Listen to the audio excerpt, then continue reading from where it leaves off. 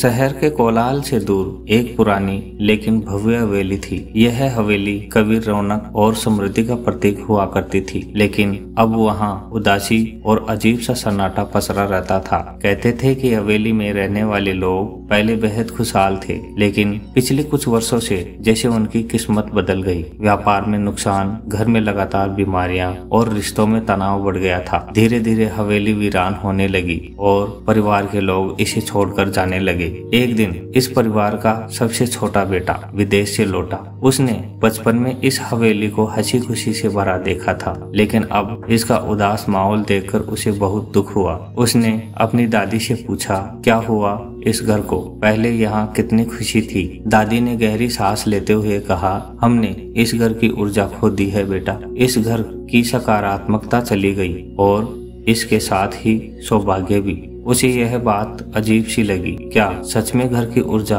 उसके लोगों के भाग्य को प्रभावित कर सकती थी? उसने इसके बारे में पढ़ना शुरू किया और जाना कि फेंग शुई और वास्तुशास्त्र के अनुसार हमारा घर सिर्फ दीवारों और छत से बना ढांचा नहीं होता, बल्कि यह हमारी ऊर्जा को प्रभावित करने वाला स्थान होता है। उसने हवेली के कोनों को ध्यान से देखा और कुछ महत्वपूर्ण बातें नोट की। मुख्य द्वार पर भारी अव्यवस्था थी, जिससे सकारात्मक ऊर्जा का प्रभाव बाधित हो रहा था। पुराने टूटे फूटे फर्नीचर और बंद घड़ियां जगह जगह रखी थी, जो ठहरी हुई और नकारात्मक ऊर्जा को दर्शाती थी।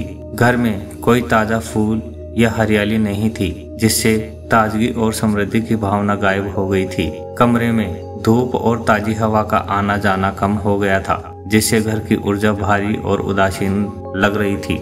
ये सब जानकर उसने ठान लिया कि अब वह इस घर की ऊर्जा को वापस लाएगा। उसने छोटे छोटे लेकिन प्रभावी बदलाव करने शुरू किए, जैसे मुख्य द्वार को साफ सुथरा किया और वहां एक सुंदर तोरण की घंटी लगाई। पुराने और अनुपयोगी सामान को बाहर निकाल दिया। घर के अंदर मनी प्लांट और तुलसी के पौधे लगाए, जिससे सकारात्मक ऊर्जा बढ़े।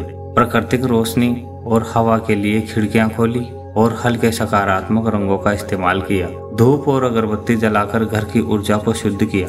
इतना कुछ करने के बाद कुछ ही दिनों में बदलाव दिखने लगा। माहौल हल्का और खुशनुमा लगने लगा। परिणाम सौभाग्य लौट आया। कुछ महीनों बाद घर के लोग भी बदलाव महसूस करने लगे।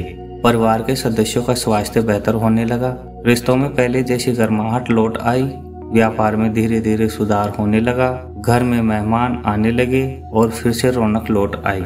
वह अब समझ गया था कि सौभाग्य सिर्फ किस्मत से नहीं आता, बल्कि हमारे वातावरण और सकारात्मक ऊर्जा से भी जुड़ा होता है। अगर आपके घर में भी उदासी, असंतोष या नकारात्मकता महसूस हो रही हो, तो एक बार अपना वातावरण बदल कर देखें। स्वच्छता बनाए रखें, घर में सकारात्मक रंगों और वस्तुओं का उपयोग करें, प्राकृतिक रोशनी और हवा को अंदर आने दें, अच्छे विचार और सकारात्मकता बनाए रखें, क्योंकि जब आपका घर खुशहाल और ऊर्जावान होगा तो सौभाग्य खुद ब खुद आपके द्वार खटखटाएगा।